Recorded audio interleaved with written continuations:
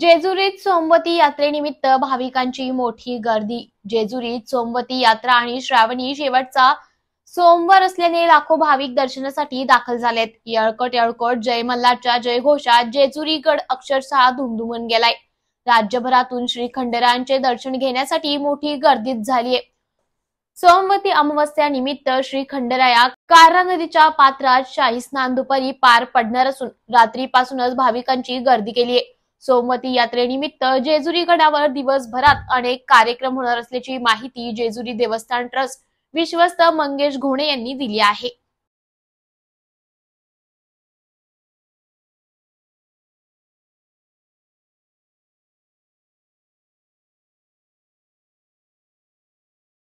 जय मल्हार आलेल्या सर्व भाविक भक्तांचं श्री मार्तंडेय संस्थानतर्फे प्रथमतः सहर्ष स्वागत करतो।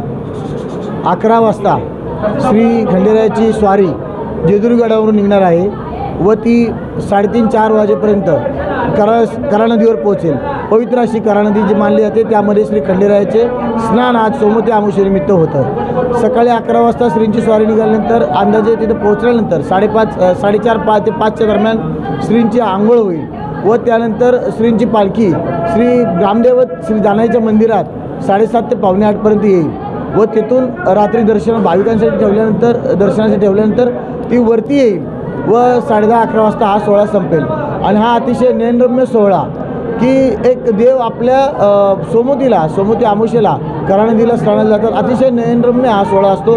त्यातच आज श्रावणी सोमवार आलेला आहे त्यामुळे हा 5वा सोमवार आहे आणि खंडेराय हे शंकराचे अवतार मानले जातात। त्यामुळे लोकांचा दुग्ध शर्करा योग होणार आहे। श्री खंडेरायाचं दर्शन व श्री शंकराचं दर्शन अशा दोन्ही गोष्टींचा संगम आज या ठिकाणी होणार आहे।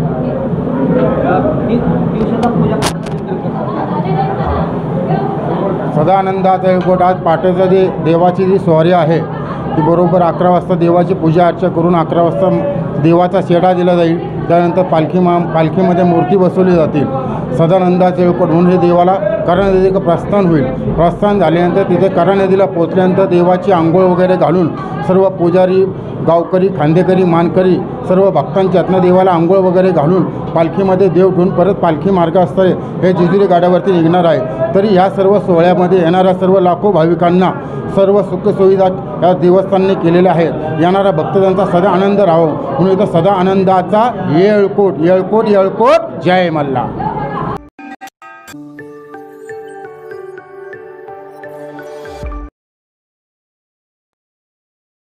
बारामतीत मिशन हायस्कूल मैदानावर थोड्याच वेळात येणार राष्ट्रवादी काँग्रेसची जनसन्मान यात्रा।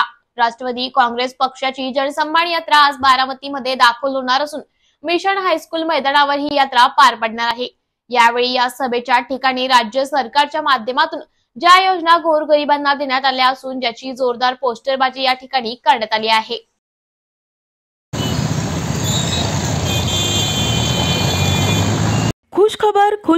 खुश खबर डेन नेटवर्कचा HD पॅकेज धमाका। सिल्वर ॲड ऑन पॅकेजसाठी 20 रुपयात 20 HD channels, gold add on पॅकेजसाठी 30 रुपयात 30 HD चॅनल्स।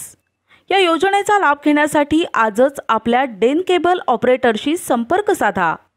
ही योजना फक्त HD सेटअप बॉक्सवरच उपलब्ध असेल। सोलापूर शहर आणि परिसरात मागच्या 2 दिवसापासून संततधार सुरू असलेल्या पावसामुळे सोलापूर शहर वासीय झाले हैराण। काल सोलापुरात 21 मिमी पावसाची नोंद झालीये। सोलापुरात हवामान विभागाने जारी केलाय येलो अलर्ट। सोलापुरात हवामान विभागाचा अंदाज ठरलाय खरा, मात्र संततधार पावसामुळे नागरिकांना घराबाहेर पडायला सुद्धा मिळत नाहीये मुभा।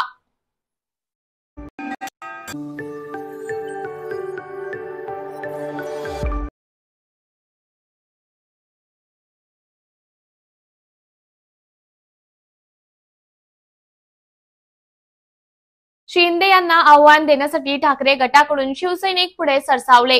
लोकसभा निवडणुकीनंतर सर्वच पक्ष विधानसभा निवडणुकीच्या तयारीला लागले आहेत। कोपरी 5 खाडी या ठिकाणाहून मुख्यमंत्री एकनाथ शिंदे यांच्या विरोधात रणशिंग फुंकले जात आहे। शिंदे यांना आव्हान देण्यासाठी ठाकरे गटाकडून शिवसैनिक पुढे सरसावले। कोपरी 5 खाडी विधानसभा मतदारसंघातून ठाकरे गटाकडून प्रदीप अभिमन्यू शेंडगे यांचे नाव चर्चेत आहे। सेनेच्या सर्व नेत्यांना निवेदन देऊन एकनाथ शिंदे यांच्या विरोधात त्यांनी उमेदवारी द्यावी असं आवाहन त्यांनी केलं आहे।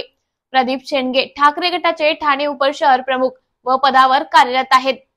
ठाकरे गटाचे खासदार संजय राऊत यांनी विधानसभा निवडणुकी संदर्भातील निवेदन देण्यासाठी भेटीसाठी त्यांच्या निवासस्थानी आले आहेत। विरोधात तुम्ही ठाण्यामध्ये उभे राहणार आहात, नेमकी काय भूमिका घेऊन तुम्ही असे उभे राहणार आहात, काय सांगा? प्रथम तुम्ही सर्वांना सस्नेह जय महाराष्ट्र। मी आज इथे आलो आहे संजय राऊत साहेबांना निवेदन देण्यासाठी की जे आमचे मुख्यमंत्री आहेत कोपरी पाच पाकाडीचे, त्यांच्या विरोधात मी पहिलेही उठाव केला होता आणि आताही परत एकदा उठाव करतोय की ज्याची सुरुवात ठाण्यातून कोपरी पाच पाकाडीतून झाली होती त्याचा अंतही आम्ही कोपरी पाच पाकाडीतूनच करणार आहोत। म्हणून आम्ही मुख्यमंत्र्यांच्या विरोधात आज इलेक्शनचा आम्ही रणशिंग फुंकतोय आणि ह्या बाबतीमध्ये आमची सन्माननीय संजय राऊत साहेब यांच्याशी सकारात्मक चर्चा झाली आहे आणि ते पुढील वाटचालीसाठी किंवा रणनीतीसाठी ते पुढे पुन्हा साहेबांची भेट घेत राहू आणि पक्षाचा आदेश असेल तर आम्ही नक्कीच यामध्ये त्यांना आम्ही कोपरी पाच पाकाडींना नक्कीच त्यांना आम्ही मात देऊ। काय अन्याय झालं होतं, कशामुळे तुम्ही रणनीती सुरुवात केली? प्रथमतः मी जेव्हा ठाण्यामध्ये जे सर्व पक्षफुटी झाली त्याच्यानंतर सर्वप्रथम मी उद्धव साहेबांच्या स्मरणार्थ ठाण्यामध्ये प्रथम मी बॅनर लावला त्यांच्या वाढदिवसानिमित्त आणि त्याच्यानंतर माझ्यावर बरेचसे काही गोष्टी माझा बॅनर 2-1 तासामध्ये उतरवण्यात आला। बऱ्याचशा गोष्टी माझ्या घडल्या, मी ते तुम्हाला सांगू इच्छितो नाही, पण अशा बऱ्याचशा गोष्टी घडलेल्या आहेत। पुढे आता नेमकं कशा पद्धतीने तुम्ही निवेदन देणार आहात?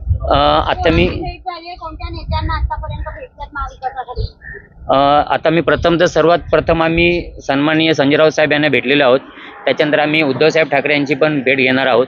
नंतर ठाण्याचे आमचे नेते श्री राजेंजी विचारे साहेब, आमचे जिल्हा प्रमुख श्री केदारजी दिघे साहेब आणि आमचे शहर प्रमुख श्री प्रदीपजी शिंदे साहेब यांनाही आम्ही लेटर देणार आहोत, निवेदन देणार आहोत।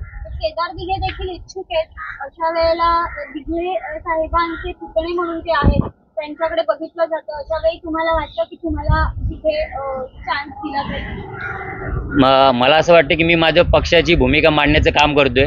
बाकी सर्वस्व निर्णय पक्षश्रेष्ठींचा असेल, पक्षश्रेष्ठी जो निर्णय देतील तो आम्हाला सर्वांना मान्य असेल आणि आम्ही त्या पक्षाच्या निर्णयाच्या विरुद्ध आम्ही काही करणार नाही आणि आम्ही पक्षाच्या संघटनेचं काम तेवढ्याच जोमाने आणि जोराने करू। कशा प्रकारचं वातावरण आहे त्या विधानसभेमध्ये सध्या तरी पाहता लोकसभेच्या निवडणुकीनंतर? लोकसभेच्या निवडणुकीनंतर तिथलं वातावरण जे आहे हे फार म्हणजे अंडर प्रेशर बरेच कार्यकर्ते आहेत की आपल्यावर काही केसेस होतील का, आपल्यावर काही गुन्हे दाखल होतील का, अशा बऱ्याचशा गोष्टी त्या विभागात चालू आहेत। बरेचसे उद्योग गटांचे जे आपले कार्यकर्ते आहेत किंवा पदाधिकारी आहेत त्यांना बऱ्याच गोष्टीमध्ये अडकवण्याचा प्रयत्नही करण्यात येतोय।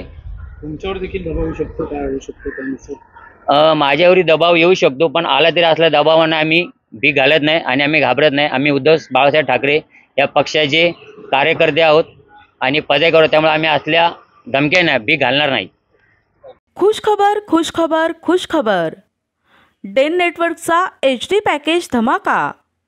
सिल्वर ॲड ऑन पॅकेजसाठी 20 रुपयात 20 HD channels, gold add on पॅकेजसाठी 30 रुपयात 30 HD चॅनल्स।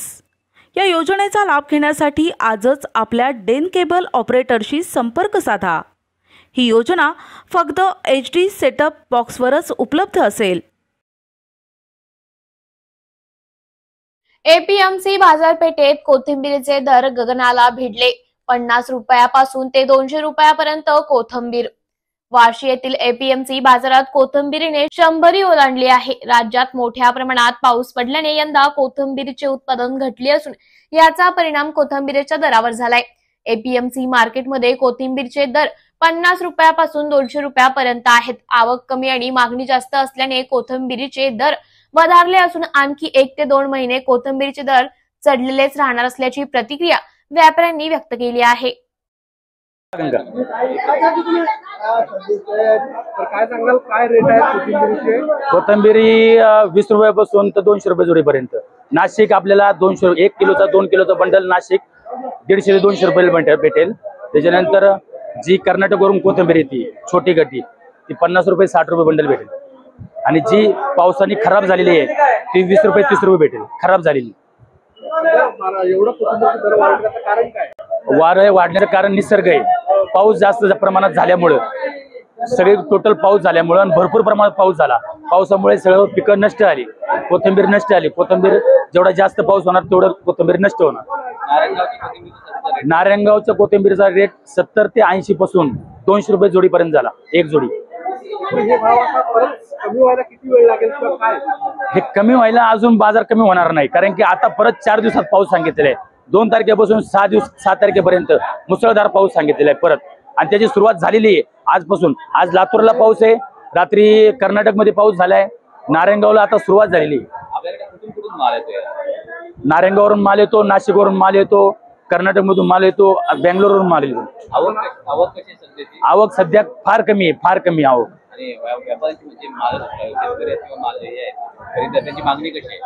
सगळ्यांची मागणी भरपूर आहे, कारण की खाणारे घेत आहेत, 100 रुपये जोडीने खाणारे घेत आहेत. सगळ्यांची मागणी बरोबर आहे, सगळ्यांची मागणी चांगली आहे. म्हणजे कोणी असं बोलत नाही एवढी महाग आहे म्हणून घ्यायची नाही. खाणारे घेतात, 100 रुपयाने घेतात, 150 रुपयाने घेतात, 200 रुपयाने घेतात. हा, माझं नाव संदेश किसन ढवळे.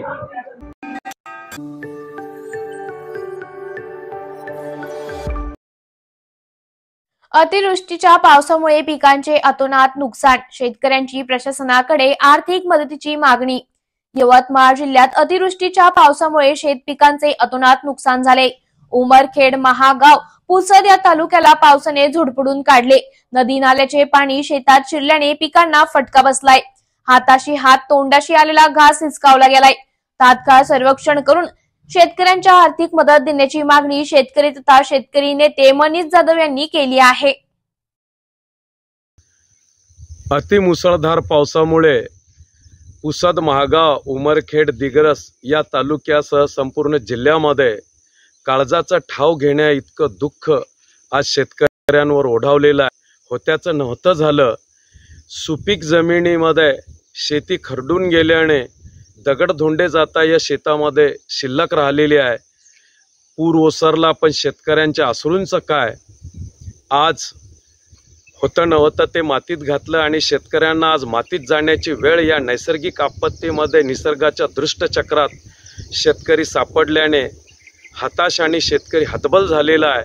मी आपल्या माध्यमातून राज्य शासनाकडे आणि केंद्र शासनाकडे मागणी करतो, SDRF आणि NDRFच्या माध्यमातून प्रति एकर 50,000 रुपयाची मदत या आर्थिकदृष्ट्या कोसळलेल्या शेतकऱ्यांना करून त्यांना उभं करण्याचं काम सरकार म्हणून या शासनाची जबाबदारी आहे, अशी मागणी मी स्वाभिमानी शेतकरी संघटनेच्या माध्यमातून राज्य शासनाकडे करतो.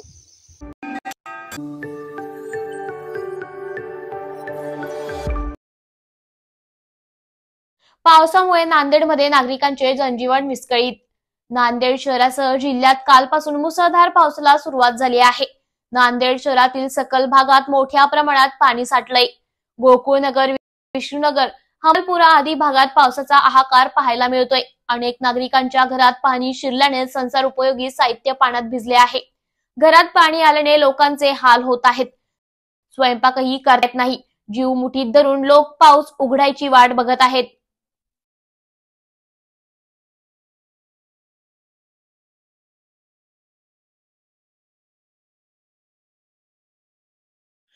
माझं नाव शेख साहिल आहे. महबूबनगर, विठ्ठलनगर, अमन कॉलनी या संपूर्ण भागामध्ये रात्रीपासून जोरदार पाऊस चालू असल्यामुळे सर्वांच्या आमच्या घरामध्ये पाणी साचलेलं होतं. त्याच्यामध्ये आमचं नुकसान, शासकीय कागदपत्र असेल आणि जे काही आमचे खूप असे नुकसान झालेलं आहे. आणि इथं मेन म्हणजे कोणी प्रशासन बघत नाही आमच्याकडं, कोणी नाही या भागाला, आमच्या भागाला कोणी बघत नाही आहे. खूप म्हणजे खूप दुर्लक्ष होत आहे. याच्यासाठी सरकारनं किंवा प्रशासनानं आमच्याकडे थोडं फार तरी लक्ष द्यावं, याचं आम्ही लवकरात लवकर आम्हाला तोडगा काढून द्यावा. कारण की आज अजून पाऊस पडणार आहे. अजून पाऊस पडला तर आम्ही कुठं जावं, कुठं राहावं, खायची व्यवस्था नाही, छोटे छोटे मुलं आहेत घरामध्ये, काय करावं याची प्रशासनानं नोंद घ्यावी आणि आमच्याकडे येऊन तात्काळ आम्हाला काहीतरी याचा निर्णय काढून द्यावा अशी विनंती आहे आम्हाला प्रशासनाकडून.